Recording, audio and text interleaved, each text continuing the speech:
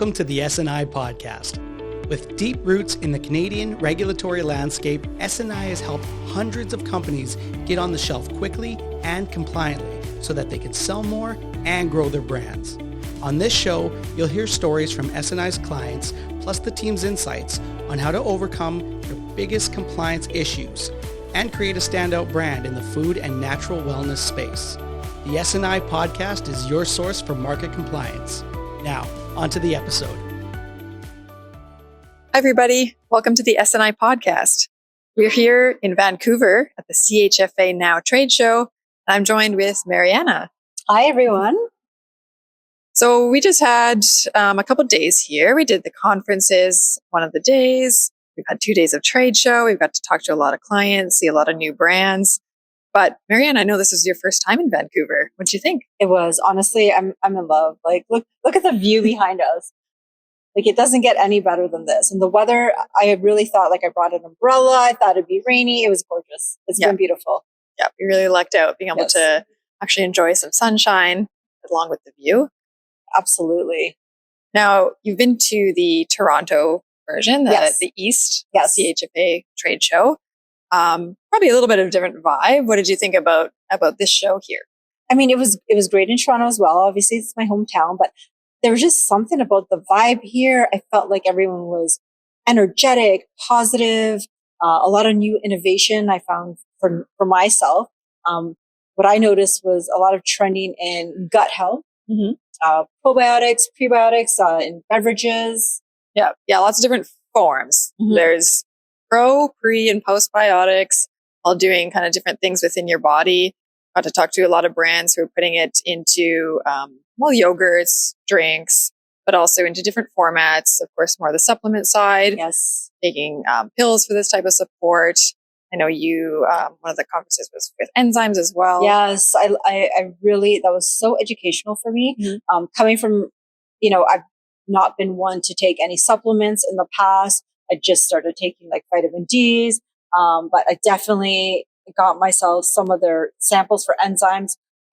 We'll be taking those, the magnesium. Mm-hmm. I saw a lot of magnesium trend happening here. Yeah, magnesium. And it also kind of goes from, products like capsules and powders, but also into the more topical applications like lotions and gels. Yes. So that's interesting to see. I noticed that too, a lot of topicals happening.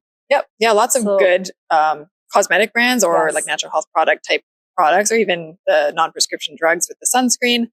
But yeah, the thing that I saw, and maybe it's just trending up in general, but high quality ingredients. Absolutely. Yeah. Absolutely. And not just in what we're eating, what we're consuming inside, but also what we're putting on top of our skin, our hair. I noticed that they're focused a lot on what value of the product. For sure. Yeah. And being able to fully know the ingredients themselves, what they do, their benefit, and then looking into, the product as a whole. What type of data is there? What type of substantiation? How can we make better claims to support, the efficacy of the product, to let our consumers know what this product actually does? So I think we had a lot of really good conversations on that. We did. Our team can help with that type of stuff. And even, again, not just the ingredients or the product itself, but the packaging. Right. I saw people were very aware of packaging, if it's recyclable. Did you notice that as well? For sure. Yeah. Sustainability is a big piece. I do think that trends may be high or maybe not, but it's pretty obvious here on the West Coast. Mm-hmm. Just keeping in mind the sustainability for the future, making sure things are recyclable or compostable, just better for the environment. Absolutely. And what I did find here, and I mean, don't get me wrong, in Toronto, I know people are, but the activities that people are putting, like I know Bernie, our CEO, was saying he went for breakfast at 7 a.m. and he was astounded by how many people are running on the beach at that time. And that probably is why it ties into kind of some of the other trends we saw. So convenience foods. People are busy. They live an active lifestyle. Having those foods that are available and convenient and healthy, or some type of, maybe there's a functional aspect to these things. Absolutely. On the go lifestyle. Yeah. We notice that even with rice and chicken. So you're getting your nutrients, you're getting your protein, even with the fibers, you're getting that all in a to-go package. Mm-hmm. Yeah.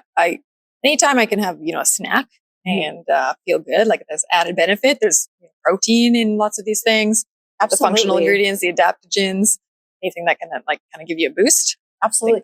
And I was really impressed with all the different beverages that have all of these benefits, and they weren't sweet. I noticed a lot of people not using sugars. They're moving away from that. I know that's been happening for a while, but I was really impressed with not a lot of artificial flavoring to it. Mm-hmm. Yeah, I think it kind of goes both ways, and I like that there is variety because I like it a bit more sweet. So right. I don't mind that, and I think that's a good balance to have, to say, sometimes you do want maybe some honey or just sugar in the product, but sometimes you don't, or maybe it's a half and half. There's lots of innovation. Absolutely. I love the protein with a blueberry mix because I love blueberries. There's just so much variety of whatever flavor, the sweet, the salty. Oh yes, that's my favorite. The savory, they had everything there. And what I noticed too, which I know you're a big fan of, is the mushrooms. Yes. A lot of mushroom products out there. Lots of mushrooms. We saw that at the expo show. We saw it here. Love it. I like talking to the brands about their types of products and kind of maybe the regulatory challenges they were having with any of their unique ingredients. But mushrooms, they hold up. They're here in different formats, in different packaging types. Yep. I like seeing the variety that they're using or putting into combinations, and maybe substantiating some additional claims that I hadn't seen before. One other, we did talk a bit about honey. Yes. Honey was a big flavor and also a more functional ingredient in a few different absolutely. Types. Even with skincare, there was honey infused products for skin, for health benefits. I know for sure. we got a lot of lozenges, lozenges, yes. Because, talking all day at these shows, we definitely needed them. I could feel my voice going even right now. But hydration too, I noticed, was a big factor. Yeah, it's or trend. And the salt water, I thought that was really cool, really interesting. I wasn't sure that it was going to taste salty. Not at all. Yes, thankfully. No, there's a big difference between dumping salt in or just having a pinch of salt and getting a gulp of ocean water. No, it was really good, really fresh, clean. Yeah, and it ties into the on the go and the convenience. If you want something that's hydrating, absolutely, lots of products here that can help out with that. They have that hydration. They have electrolytes. Yes, and even though there was the health side of it, and we take that seriously because we all want to be healthy. We live longer. It was a lot of fun though. There was a lot of fun. People were using the Barbie trend on their products and new flavors. So it was pretty cool. They made it a lot of fun. Cute little bracelets that we got with positive messaging.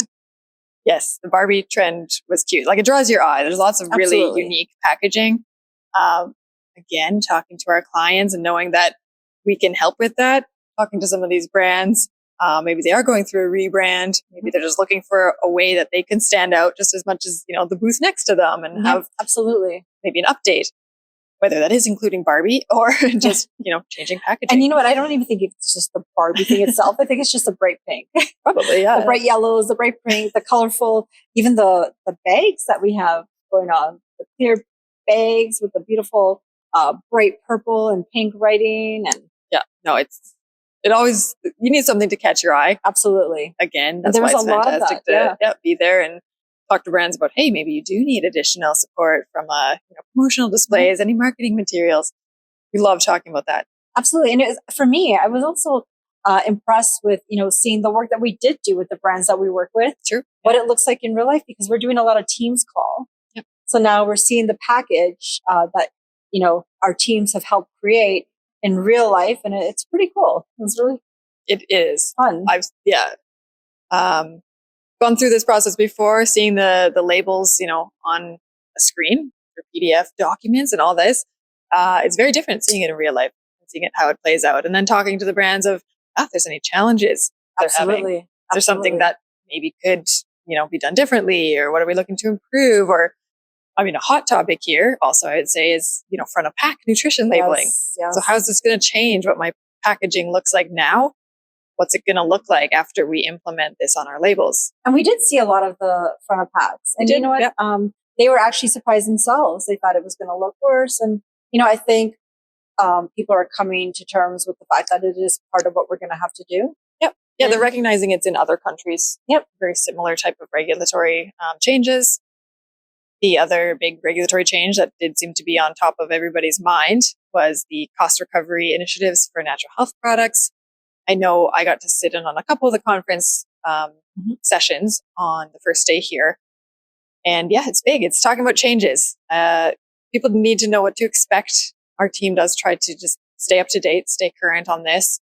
Talked to a few different booths here about the cost recovery measures, what that could look like, and really just hoping that, our team can support through the challenges that are probably coming in the next few years. Absolutely. And what I found too is a lot of them were thanking us for the support. I don't come from a technical background, as a lot of them don't themselves. So, the regulatory team that we have, helping them understand, making it an easier process for them. You could tell the relief Oh, for sure. on what it is, because they have to think about, a lot of stuff in their product and launching that. So, if we could take away any of the stresses. 100%. Yeah. That's why it's important for us to get out here, be face to face, talk to people. It's been great here in Vancouver. We're really looking forward to the next show. I'm sad to say goodbye. Sad to see it go. We'll be back for sure next year. Yes. So thank you so much for listening. Feel free to reach out to our team with any questions, any comments. Want to be on an episode of our podcast? Love to have you. Thanks so much. Amazing. Bye. Bye.